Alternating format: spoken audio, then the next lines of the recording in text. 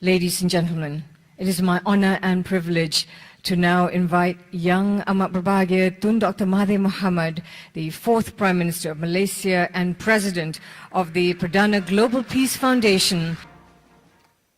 Bismillahirrahmanirrahim.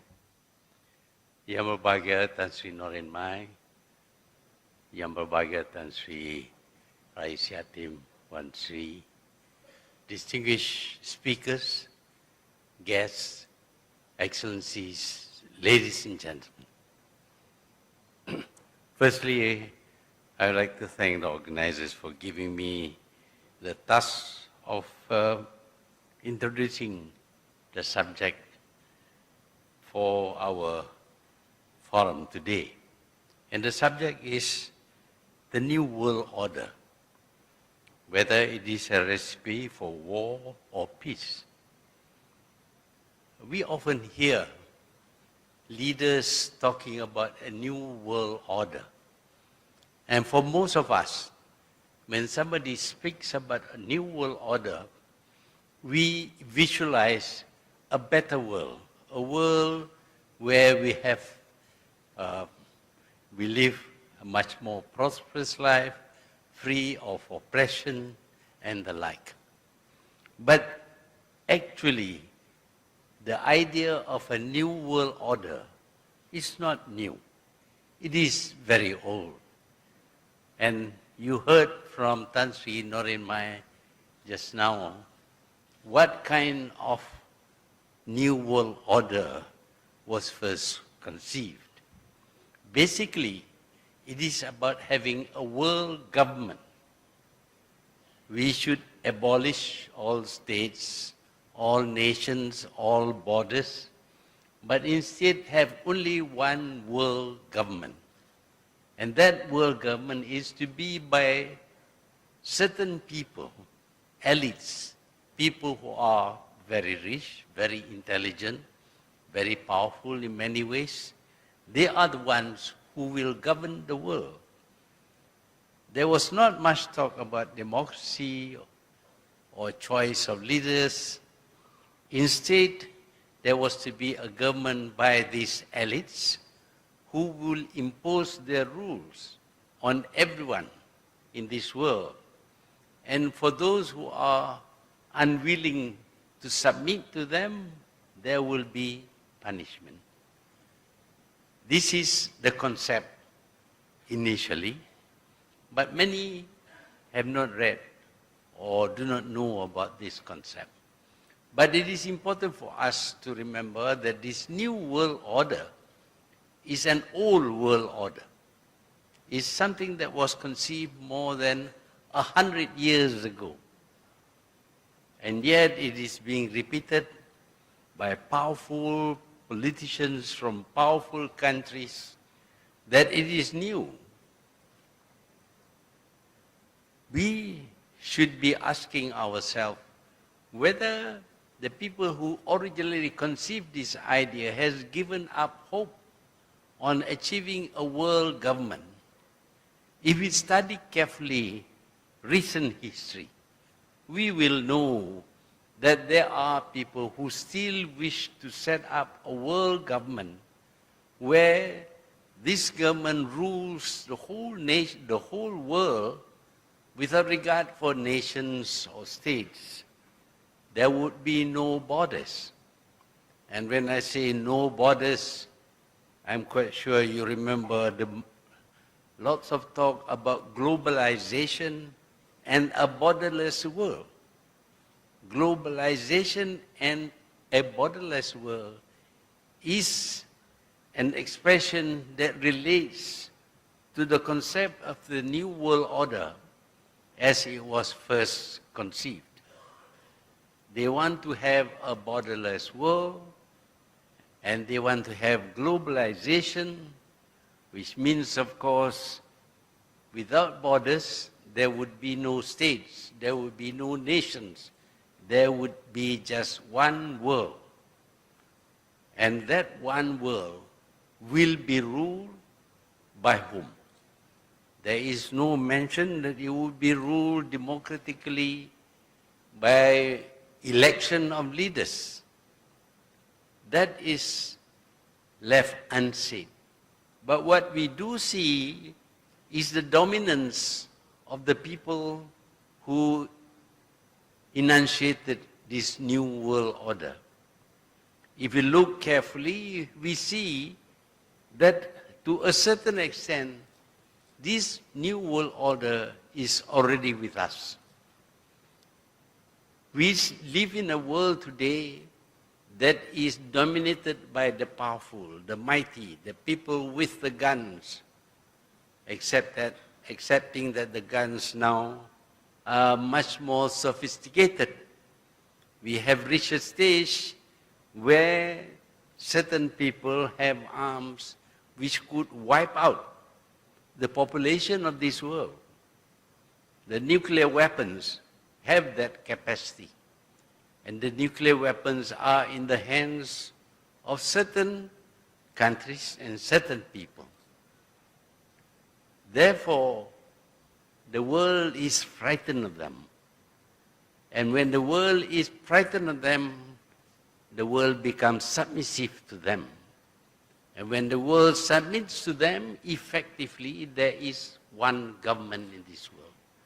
And indeed, we see the promotion of this concept of a new world order through what is being done today.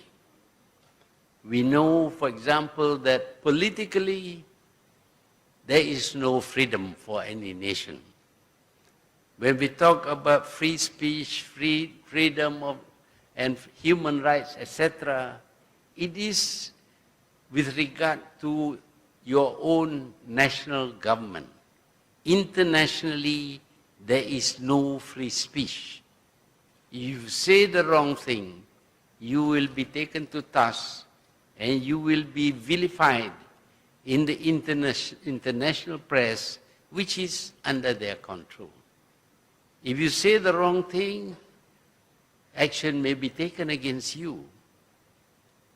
And the wrong things are those said which seems to negate or reject the idea of a new world order, which is already in being today.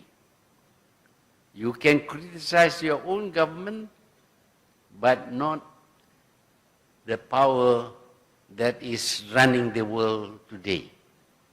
So we find that already there is a new world government enforced with powerful military forces and a willingness to subvert and undermine the governments of all countries.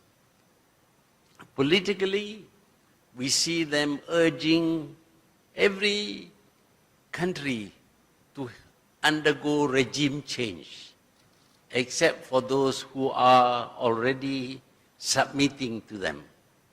There must be regime change so that all governments in this world would submit to this world power, this world government. And if you refuse to change your government, you will be persuaded through propaganda, through actions including invasion and occupation, and the removal of the head of that government to be replaced by one that submits to the most powerful nation.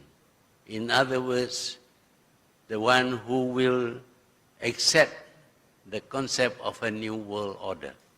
This is happening today. We see this in the Middle East. They are fighting each other and installing governments which are unstable, and because they are unstable, they are dependent upon others, and those who can give them support also exert authority over them. So through political means, we are seeing the new world order being carried out. What about the economic power? That too is being used in order to create a new world order. We see today the idea of a globalized world, a world without borders. That is not so easily done, and so the approach in some cases is through various forms of agreement. We talk about free trade agreement. Today we are seeing an attempt to have the TPPA, for example, the Trans-Pacific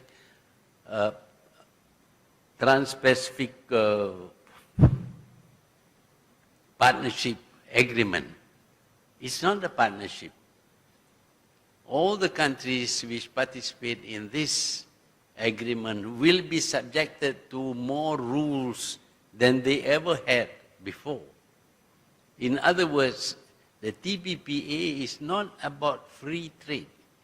It is about trade subjected to all kinds of laws and regulation, exposing countries to being sued in international courts which are set up separately by others.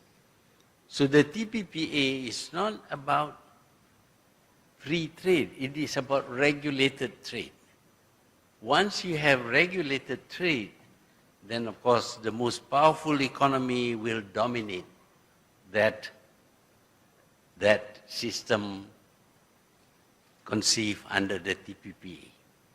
So you can see that an attempt is being made to control commerce, international commerce, and the well-being, the economic well-being of nations through so-called free trade agreement. Free trade agreement which is not free at all.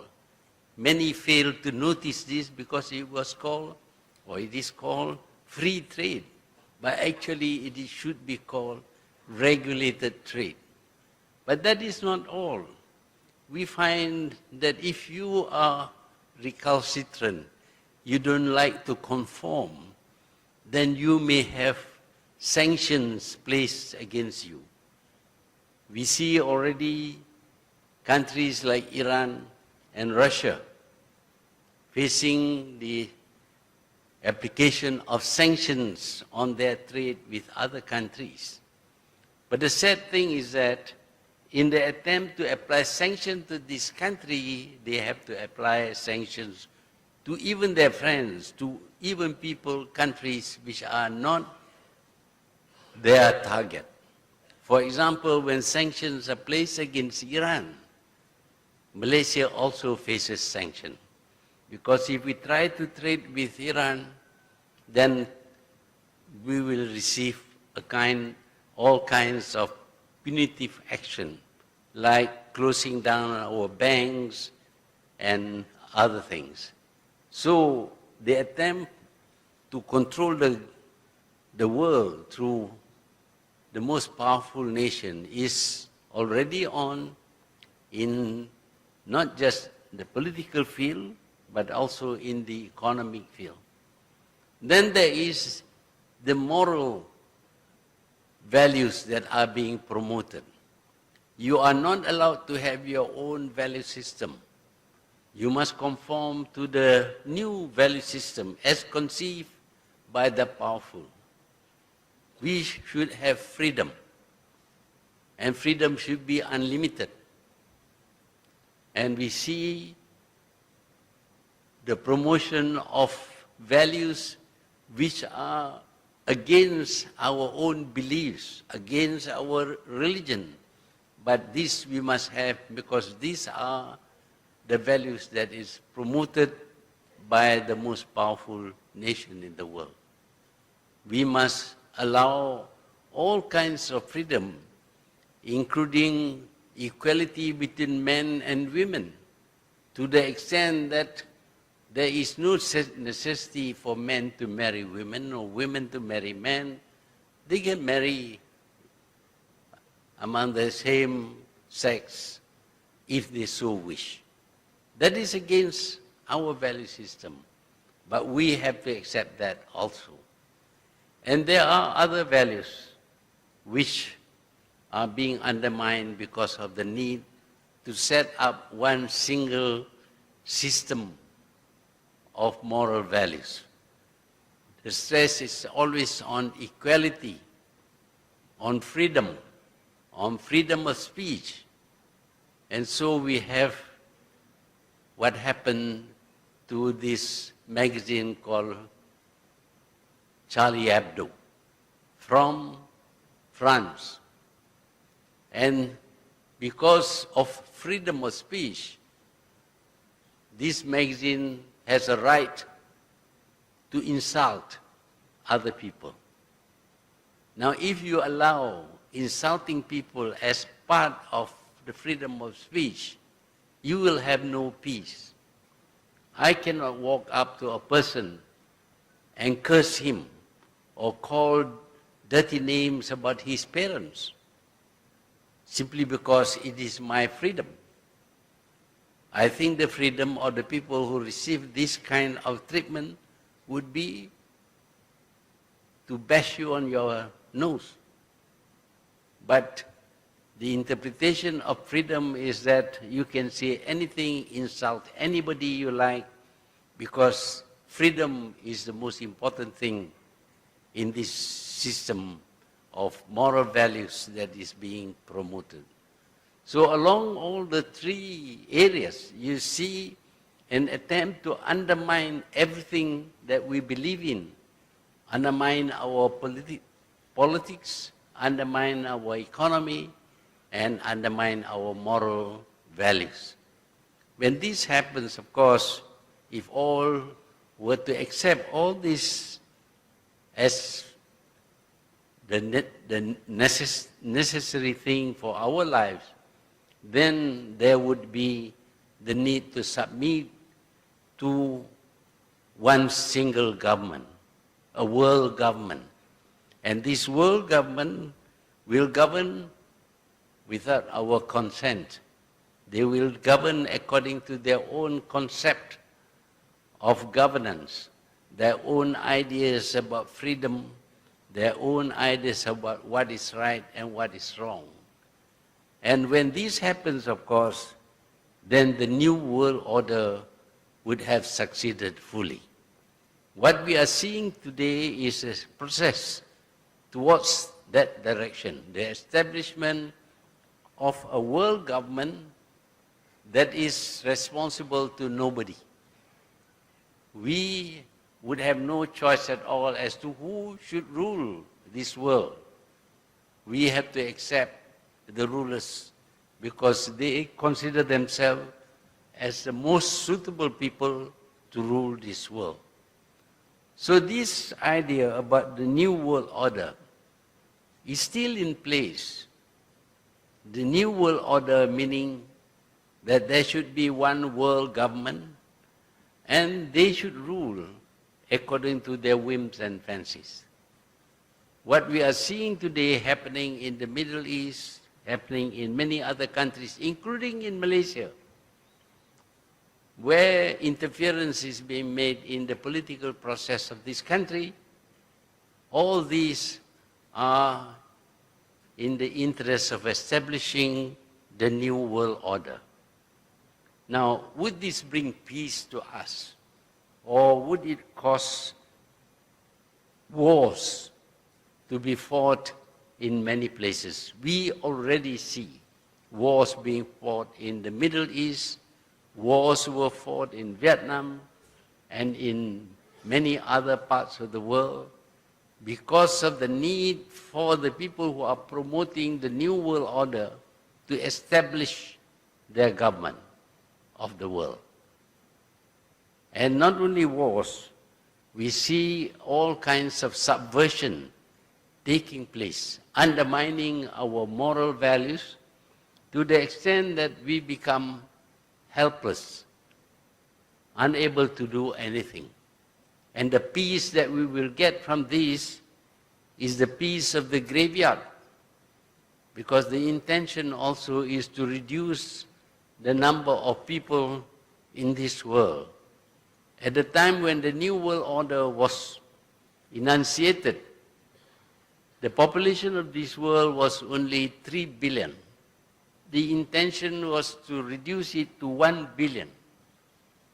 Now the population of the world is 7 billion. There will be a need to kill many billions of people, or to starve them to death, or to prevent them from giving birth, in order to reduce the population of this world. This is what is in store for most. For those who will suffer and die, there will be the peace of the grave. But would there be war? Of course there would be war. We are seeing this already. Not wars in the countries which are promoting the New World Order, but in other places. The wars are meant to weaken and destabilize small nations so that they will succumb, they will submit to the New World Order as proposed by the powerful nations. So both possibilities are there. There would be the peace of the grave, or there would be war, and the world will be in a state of turmoil. We are very grateful that so many thinkers are here today to give their views of the New World Order. I have tried to explain what the New World Order is all about, but I am quite sure that we will learn more about the New World Order from the eminent speakers who have been invited. So with that, I would like to say thank you to the organizers for giving me this opportunity to launch the international conference on the New World Order, whether it is a recipe for war or for peace. I thank you. Thank you to young Amat Berbahagia.